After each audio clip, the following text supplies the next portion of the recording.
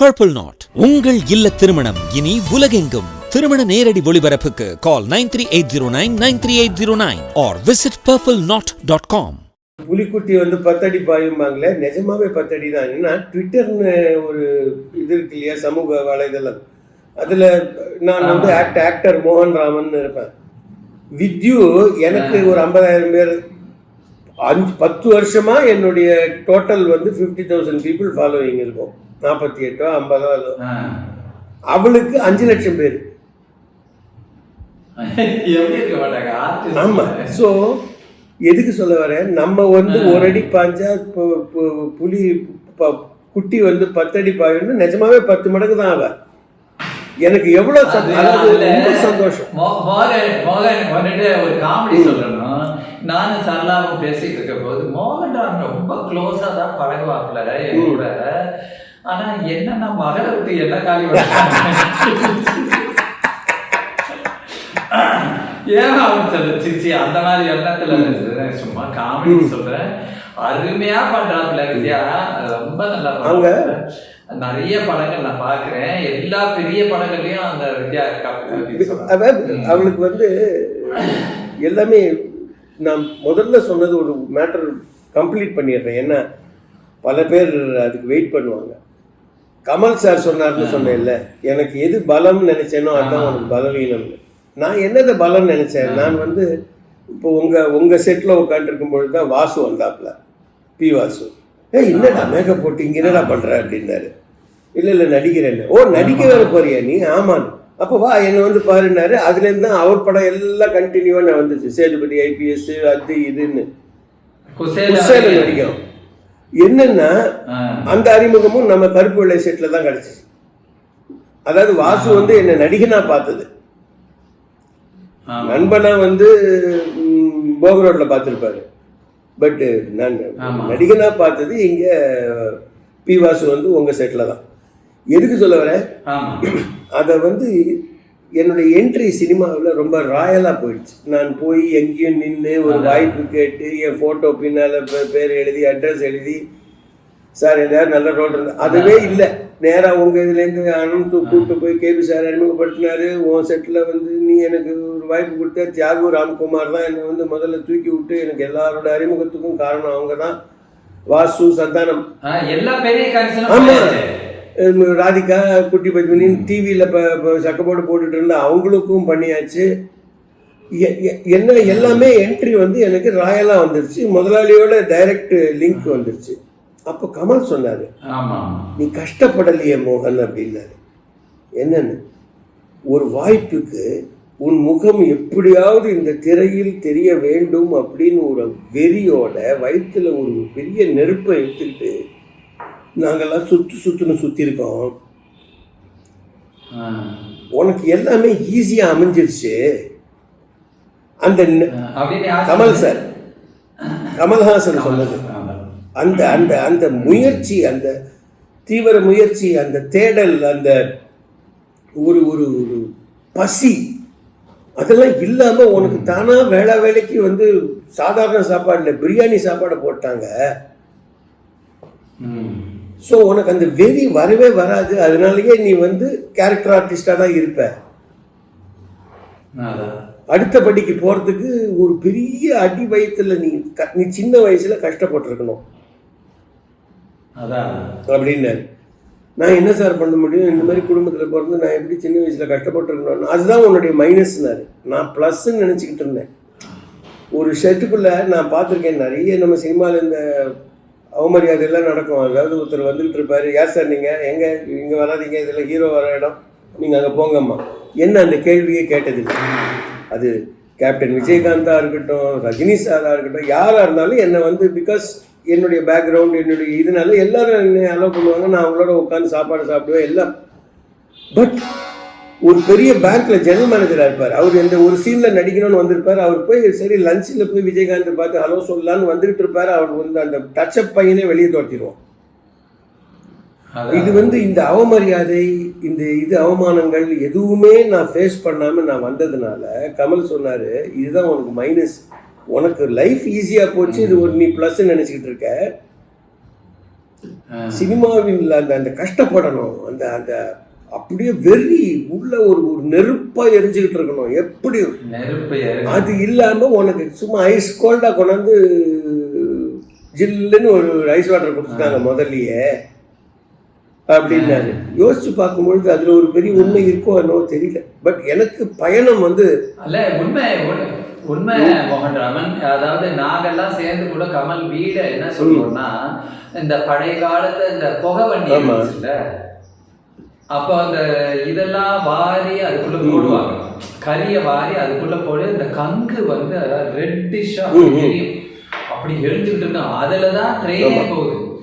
அது மாதிரி ஆழ்வாப்பேட்டை வீடே கங்கை எவனான வந்து கொட்டி எவனான வந்து கறியை தூக்கி போட்டு வருவா. எல்லாம் கொதிகாலம் தான் இருக்கும். வாழ்க்கையில முன்னுக்கு வரணும்னு அப்படி இருப்போம் பாருங்க. அதுதான் வந்து ஆழ்வாப்பேட்டை காம்பவுண்டே.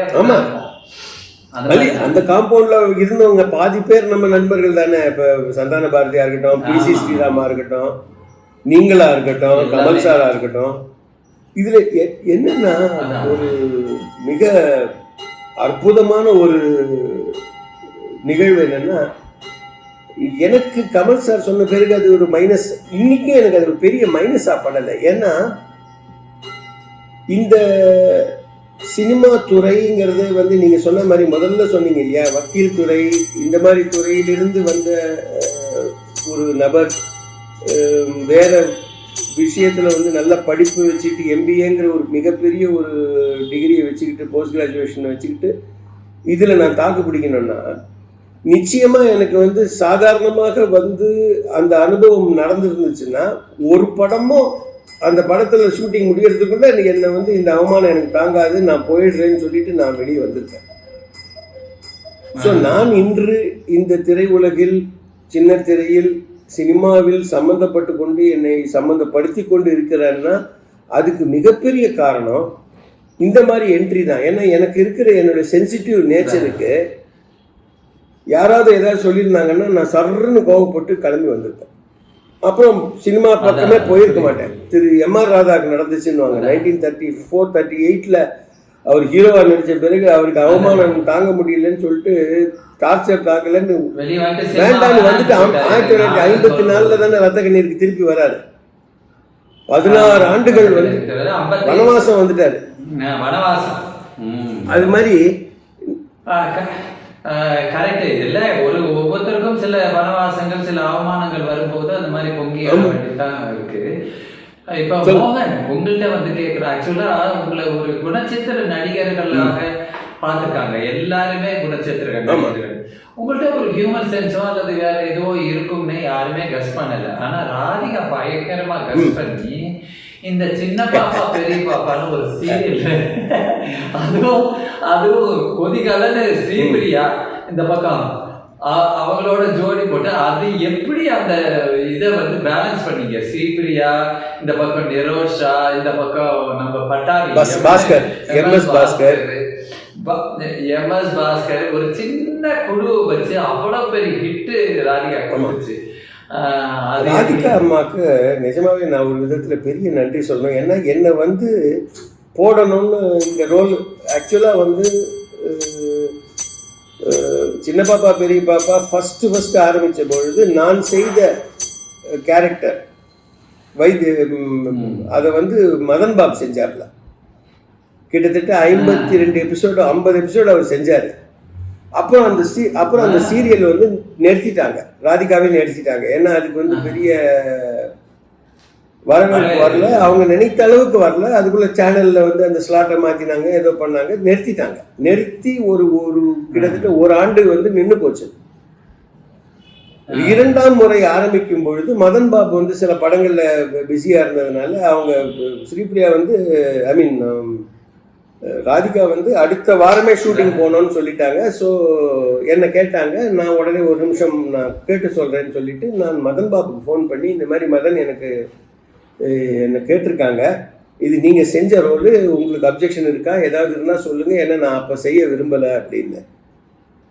இல்லை மோகன், என்னால் போக முடியாது, நான் அதுக்கு சூட்டபிள் கரெக்ட், எனக்கு அதுக்கு செட் ஆகலை, அதனால தான் நான் வந்து விலகிட்டேன். என்னை கேட்டாங்க, என்னால் முடியாது. அப்போ சரி மதன், உங்களுக்கு அப்ஜெக்ஷன் இல்லைன்னா நான் ஒர்க் பண்ணுறேன் அப்படின்ட்டு நான் சரின்ட்டேன். இயக்குனர் சக்திவேல் அற்புதமான காமெடி இயக்குனர், நல்ல humour sense, first class sense. Sakthivel வந்து ஃபர்ஸ்ட் டே ஷூட்டிங் வரைக்கும் என்னை வந்து உத்து பார்க்குறாரு. இந்த ஆள் என்ன பண்ணுவான், இந்த ஆள் எப்படி காமெடி பண்ணுவான், இவனை வச்சு ராதிகா மேடம் என்ன பண்ண சொல்லுதேன்னு. ஸோ ஃபஸ்ட்டு சீன் வந்து ஒரு சோபாவில் நான் படுத்துக்கிட்டு இருக்கணும். பின்னாலேருந்து விஜயசாரதியும் பாஸ்கரும் நினைக்கிறேன் வந்து மாமா அப்படின்வாங்க. நான் ஐயோன்னு எழுந்திரிக்கணும். நான் பின்னால வந்து பாஸ்கருக்கு இந்த காது பின்னால கையை வச்சுக்கிட்டு மாமா அப்படின்னா விஜயசாரதி மேம் அப்பா அப்படின்னா நான் டபால்னு சோபாலேருந்து கீழே விழுந்து தரையிலேருந்து எந்திரிச்சேன். இந்த டிப்பிக்கலாக நாகேஷ் சார், சந்திரபாபு சார்லாம் பண்ணுவாங்கல்ல, அப்படியே படுத்துக்கிட்டு இருந்தேன், கீழே உருண்டு எழுந்திரிச்சேன். அப்போ தான் சக்திவேல் சொன்னான், சார் இப்போ தான் சார் எனக்கு நிம்மதி வந்துச்சு. ஏன்னா உங்களை வந்து ஒரு டிக்னிஃபைடாக, ஒரு கலெக்டராக, ஜட்ஜாக, வக்கீலாகவே பார்த்து பழகிட்டேன். நீங்கள் எப்படி இந்த லூஸ்தனம்லாம் பண்ணுவீங்கன்னு எனக்கு மனசுக்குள்ள ஒரு சின்ன உறுத்தல் இருந்துச்சு. நான் சொன்னேன், என்னங்க வேஷம் கட்டுறது தானே, நீங்கள் வந்து கழுதைன்னா கழுதை, புலின்னா புலி, இதில் என்ன இருக்குது அப்படின்னா. இல்லை சார் எனக்கு நம்பிக்கை வரல. நம்பினா நம்புங்க. 52 வாரங்கள் திரு ஸ்ரீபிரியா அவர்கள். ஸ்ரீபிரியா நாங்கள் பெரிய ப்ளஸ் என்னென்னா, எனக்கு அலமேலு ஆலுவும் என் மனைவி பத்மாவும் ஸ்கூலில் ஒன்றா படித்து வந்தவங்க. ஸோ எங்களுக்கு குடும்ப நட்பு உண்டு. அஃப்கோர்ஸ் அவங்க கணவர் ராஜ்குமார் ரொம்ப க்ளோஸ் ஃப்ரெண்டு, அது வேறு விஷயம். ஸோ நட்பும் இந்த திரை உலகத்துக்கு வரத்துக்கு முன்னாலேயே நட்பு உண்டு. MS பாஸ்கருக்கும் எனக்கும், அவன் வந்து டப்பிங் ஆர்டிஸ்ட், பாஸ்கர் அவர்கள் வந்து ஒரு டப்பிங் ஆர்டிஸ்டாக இருந்த காலத்துலேருந்து அவங்க சிஸ்டர் ஹேமாவுக்கு வந்து அசிஸ்ட் பண்ணி டப்பிங் கற்றுக் கொடுப்பாரு. எனக்கெல்லாம் டப்பிங் கற்றுக் கொடுத்துருக்காரு MS பாஸ்கர். டப்பிங் அப்போ அவர் நடிகர் இல்லை, எனக்கு டப்பிங் கற்றுக் கொடுத்துருக்காரு. அவர் வந்து அவரும் நட்பு இருந்ததுனால நாங்கள் வந்து ஒரு டீமாக ஒர்க் பண்ணுவோம். அதாவது டைரக்டர் வந்து ஒரு சீனை படிக்கிறாருன்னா, படித்த உடனே ஸ்ரீபிரியாமா சொல்லுவாங்க, சார் இந்த லைன் நான் சொல்லல சார், இது வந்து மோகன் சார் சொல்லுங்கள், அவர் சொன்னால் இன்னும் எடுபடுவாங்க. அதாவது பாருங்கள், ஒரு ஜோக்கை ப்ராஜெக்ட் நல்லா வரணும், கதை நல்லா வரணும், இந்த சீன் தூக்கணுங்கிற ஒரு காரணத்தினால நான் தான் சொல்லணும்னு இல்லாமல் இதை நீங்கள் சொல்லுங்கன்னு. இல்லைன்னா நான் சொல்லுவேன், நான் சொல்கிறதுக்கு பதிலாக பாஸ்கர் சொல்லிட்டு அந்த காதுலேருந்து கையை எடுத்துட்டோமே அப்படின்னா, ஆமாம் நல்லா இருக்குல்ல அப்படின்னு அதை உட்காந்து டெவலப் பண்ணுவாங்க. ஆமாம் இந்த பாஸ்கர் நீங்கள் சொல்லிட்டு கையெடுங்க, அப்போ உங்களுக்கு இது நாங்கள் சொல்கிற பதில் கேட்கல, திருப்பி கையை வைங்க, இப்போ கேட்குது. ஸோ அப்படி வச்சு என்ன ஜோக் ஆரம்பிச்சிச்சோ அந்த ஜோக் வேற ஒரு கம்ப்ளீட்லி டிஃப்ரெண்ட் ஜோக்காக மாறிடும். பிகாஸ் எல்லாருமே ஒன்றா உட்காந்து கான்ட்ரிபியூட் பண்ணிக்கிட்டு இருக்கோம். நீங்கள் இதை சொல்லுங்கள் சார், நிரோஷமாவுக்கு வந்து ரொம்ப நேரம் ஒரு 3 நிமிஷம் ஆச்சு சார், அவங்க ஏதாவது ஒரு ஜோக் சொல்லி, ஸோ இந்த ஜோக் அவங்களுக்கு கொடுத்துருங்க. இப்படி அதாவது பரிணாம வளர்ச்சி வந்து பரிமாணத்தில் நடந்துச்சு. நம்ம GK பையன்